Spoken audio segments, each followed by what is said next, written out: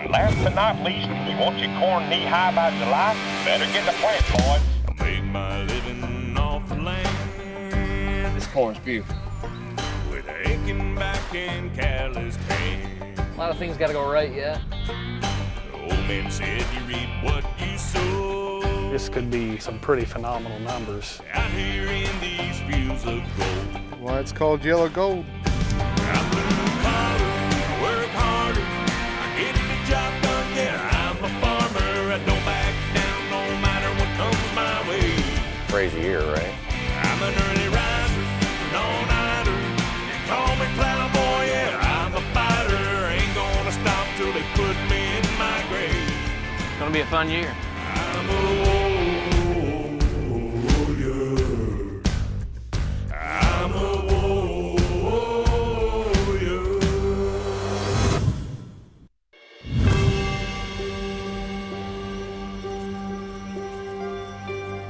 Today is September 15th. We're out here doing some contest plots. This episode of Corn Warriors is presented by Pivot Bio. So this field I planted May 2nd. I got 2 aggregate numbers out here. You know, we started good. We started the best we've ever started. We got good emergence. Plant looked great. And then right there at start of rapid growth stage, we got hot and dry. And it lasted throughout pollination. And even though it's irrigated, we just can't replace Mother Nature's rains. We made it through pollination. We had a lot of tip back, but we felt like we still had enough kernels to do all right. And then we finally started getting some rain. But the only bad thing is when it rains, we got clouds. And we had a week to 10 days straight of that.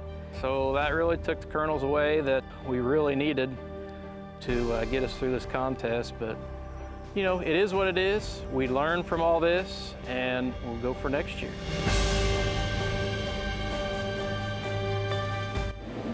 Actually kept Dallas home from school today. He's out here helping. The yield of the corn is going between 250 and 290. I think my dad was hoping on 400, but I don't think we're gonna get that. 330, that's what my guess is. It's pretty much like playing video games. They got a new game out, it's Farming Simulator. You can pretty much do the same thing at home. Oh, it's definitely more fun driving the real thing. But playing the game ain't too bad though. That's a good way to learn. Well, I got fired today. You know, I've been lucky enough, Brandon let me in his combine for one day, and I'm out here for a half of it, and then Dallas fires me and takes my place and kicks us in the grain cart. So me and Nikki figured we just come out here and watch them work. I just finished filling up my brother in the grain cart for the first time. That's the first time I've dumped on the go and got it completely full. I think it looks pretty good for the first time. We just about spilled some, but we didn't. Very proud of the boys. They work hard out here. It's always good to see their interest in the farming. Dallas is, you know, he helped Brandon in the wheat harvest. And then really this is his first time with the corn. And then Kix, he's been riding with Dallas in the grain cart, trying to learn. And so today we kind of set him free on his own. Or I helped him dump it, I guess, but he did good out in the field, even dumped on the go. They learned a lot over our long summer vacation due to the COVID, but it's something that we always imagine to be able to say that our kids are going to be a part of the family farm, but get to see it firsthand is just unreal. And Brooks will tell stories to the boys about growing up and remembering being on the farm with his grandpa and the things that they did. They ride in the combine and getting to drive the grain cart. And I'm sure they didn't get to drive it nearly as early as what these boys have, but this is a huge asset and an amazing blessing from God for all of us to be able to have a part in this family farm, and it takes all of us. Okay. Just put one pile on each one, it should be good. I had to teach my dad how to run the grain cart real quick. Yeah, he's not a professional like me. He's a rookie at it.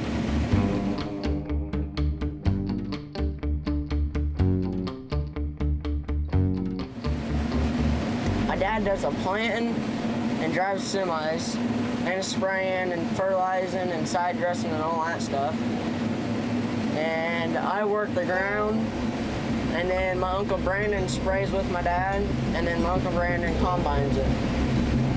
This combine is Brandon's, and you don't see him on this camera a lot, but none of this out here would happen without him out here.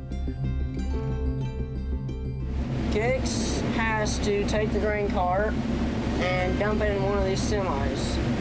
I think my dad's gonna get right with him and help him because he ain't ever done it before and he's kind of confused at what all the buttons you gotta push. And if you do push the wrong one, he can mess some stuff up real quick. You know, I think all combine operators, if there's any problem, they blame it on the grain cart guy, especially if there's corn on the ground. It seems like it's always the grain cart guy's fault. So we'll see if it's the same with Dallas and Kix. We're full. Now we gotta wait on Kix. Did awesome. Proud of him. Good job, buddy. Thanks.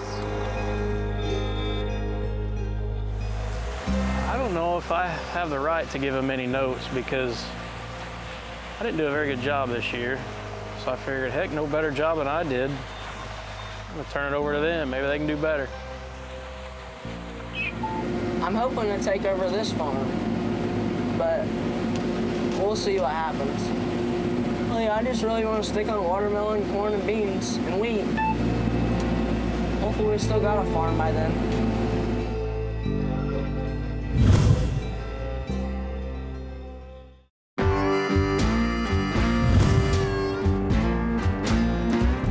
Contest field number 1 for 2020. We're about to find out what makes champions and what don't. Man, it's aggravating fooling these old plots like this, but it's well worth it. I don't know, I've always been an overachiever.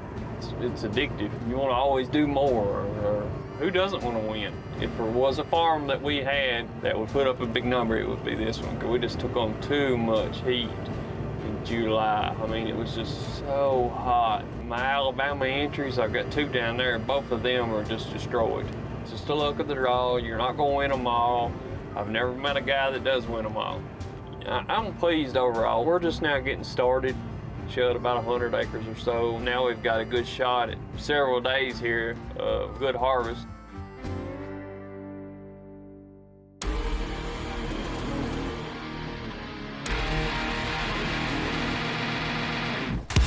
This just proves that you don't have to have the nicest equipment to harvest 300 bushel corn. I mean, this is a 1994 model combine, and it don't know the difference between 300 bushel corn and 3 bushel corn.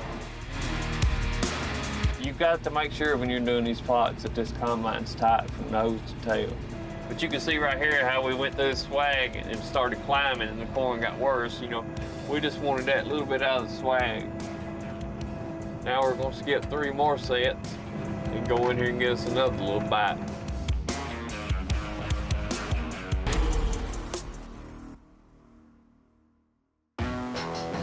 That's pretty respectful corn for up in here. I mean, like I said, that's really ain't farming country. These boys that's got these big old farms, man, those farms are gorgeous. You know, big old fields. I wouldn't know how to act. I'd be giddy as a little school kid. Everybody that's drove by here probably think we're drunk. Well, I've had probably 5 or 6 people already ask this morning, what the hell are you doing cutting all them strips like that?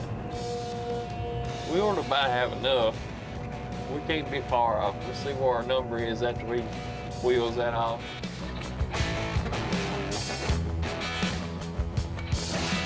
A while back, man, it didn't look good. But there again, you know, we put multiple fungicides and we done it at the right times. We done it to where, you know, it was cooling this plant off a little bit. We put Veltima on it. That's a new product. We're just gonna try it out, and you know, so far we're liking what we're seeing. You can look and see right here what we had to farm with. I mean, just around the edge of these mountains on these old hillsides.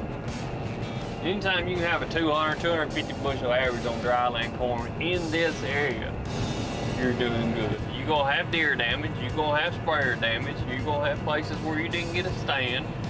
And those little things take your overall yield down. That's why people run around here and say they made 300 bushel corn. I know they're a damn liar, because I got the same problems as you got. You ain't perfect, and I'm not either. That's why I say all the time, let me see them weigh tickets. Let me see that final tally. See if I can hit the truck. Last night I didn't do too good of a job. I thought they was gonna fire me. You know, I've really got where I enjoy growing corn. You know, at first I was growing it for rotation purposes. Like I said, the show come along and it made me want to do better. Yellow gold.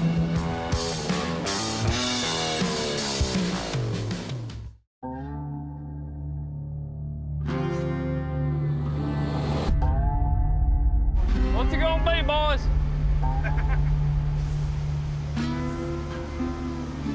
I'm gonna see if he's got that weigh ticket. Let me look at it. That's on paper. We'll see what it is when we run the math.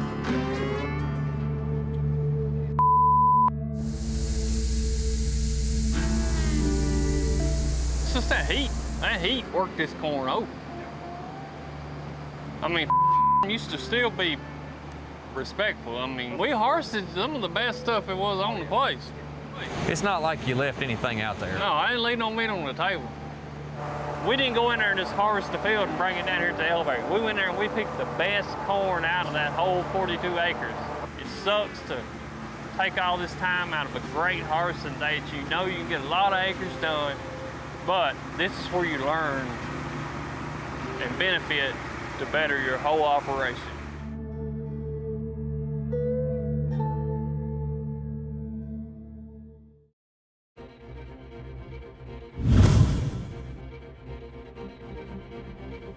You know, on the ROI factor, yeah, I'm concerned.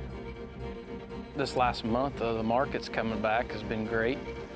Yeah, we need over 250 bushel corn average to start making money on some of these farms. I mean, we got some higher land costs than some here, just with the competition with the specialty crops, and it just takes a lot of bushels. As far as what's helping bring the markets back here lately, I think it's just the weather. I think it's dry everywhere. I got some good friends in northern Indiana, in Columbia City, and they've been dry longer than we have. And actually, they're starting harvest today. And usually we're a couple weeks ahead of them at least, but that's how dry they are. So, I mean, you're talking 150 bushel corn up there in spots, but we still got good averages. So, you know, average is what it's all about.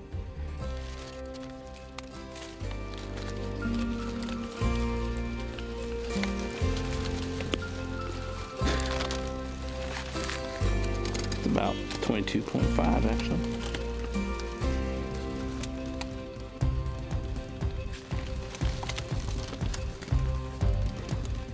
On products this year, you know, on our fungicide, one that really stands out, the BASF and the Veltima, has been huge for us. You know, we've got rust coming into everything here late, but we held it off a lot better than several of the competitors. We like what we've seen there. The Pivot Bio trials I got are in my bottom ground, and it's going to be an interesting test, you know, because it's been dry down there, and one field I got it in is dry land, not irrigated. So I think we're really giving it as good a test as you can. You know, we ain't done a lot of root digs down there. I've been seeing a lot of good root dig comparisons with Pivot Bio, so we're looking forward to checking that out. Be interesting to see. Been with Irrigold for several years, and they're like family, and the way we work together and the relationship we got, it can't be replaced. We'll be able to run a Soil Warrior again next year. You know, we had some of the best planting conditions we've ever had with the Soil Warrior. We loved planting in that bed and was very impressed with that machine and how it ran. So, you know, that was a great addition to Cardinal Farms.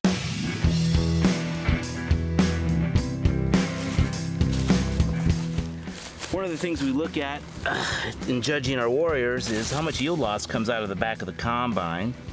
And I mean, sometimes it's good just sort of check anecdotally what you find. Like here's 1, 2. This is actually pretty good. But the official determination of how much yield loss there is will be when we use the Bushel Plus system. It's been fun meeting the Bushel Plus guys and getting introduced to their product and taking the guessing game out of grain loss. You know, we always think we got these machines dialed in, but honestly, do we ever really know? It's just nice having a product that tells us what's going on out the back of your combine. So we dropped the pan. I didn't think there's any corn in there, but once you dig down, once that fan blows that out, there is actually corn in there. We've learned so much with the MAC group, and we thank you guys. Look forward to this winter, this off season, working with you guys and learning more. As far as how I feel about harvest at this state, I'm just like everybody else, I think. I'm ready to get 2020 over with, and it can't happen quick enough. This has been a crazy year. So, no, it's been fun hanging out with you guys here at season 4 here in CornWarriors, but it's time to go back to picking some corn, find some higher yields. So we'll catch you later.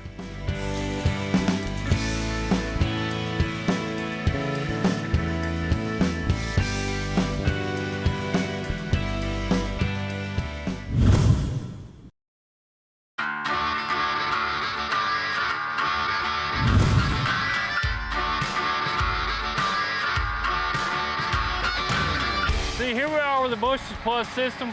This is the only way to get an actual hands-on sample.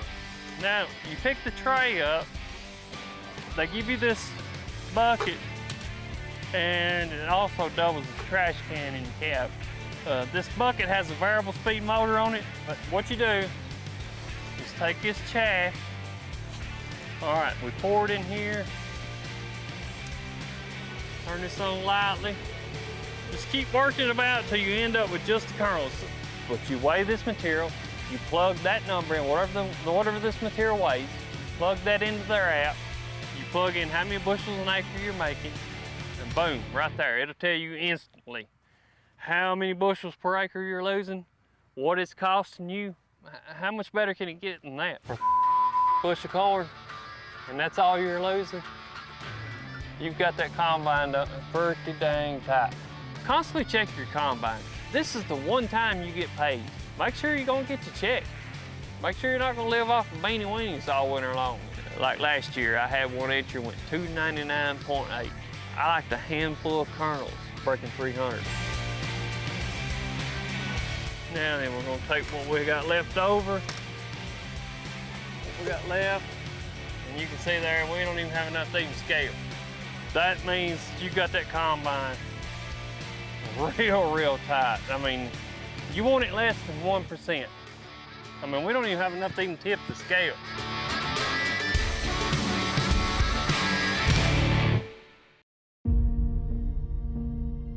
It's upped my game a whole lot. It's cultured me into a better person.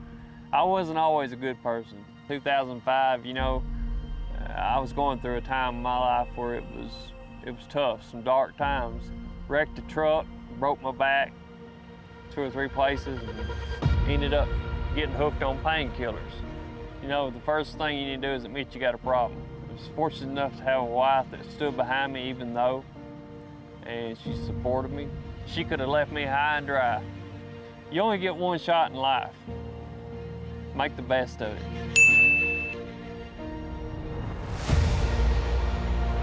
I couldn't do this without a lot of people behind me. Luke Windsor, you know, he's my go-to guy as far as seed, fertilizer, chemicals, pretty much all the way through. You know, he's the crutch that I lean on.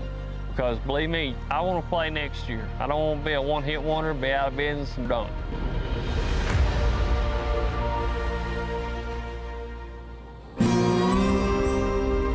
We harvested our contest entry I knew that we took on a lot of heat in July and August, and the heat was just detrimental to the corn. You can even water corn and still have heat.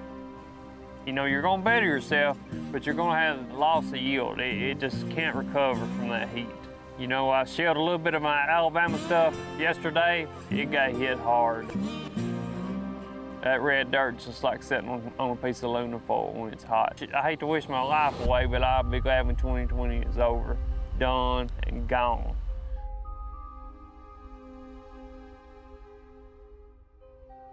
It's just been from the word go. I had real high hopes for this field. The yield ended up being I thought it was gonna be a little better than that, but you know, it just ain't there. And you can't make it magically be here. And me and Luke discussed it, and we know that we didn't leave no meat on the bone. You don't give up on this corn. You gotta fight it all the way through. Plans for next year to try to better things a little more. Number one, we're gonna change some things on the planter. Probably gonna go to E-sets, if not electric drive. Just basically concentrate on planting. That's where 90% of your failures come from, right there at plant. So we're gonna key in on that big time next year and see if we can build anything off of that.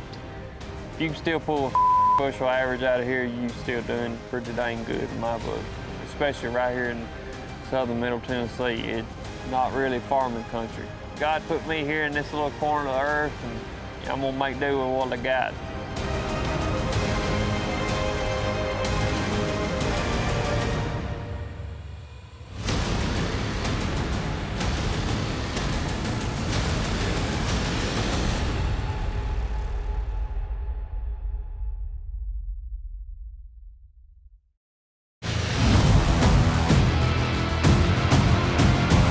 I either have to just sacrifice some or try to give all of it. Both crops are my babies, and I hate to shut off the water to one of them, keep the other one alive. So you're gonna get somebody killed. Your time to shine, Doug. There's your range.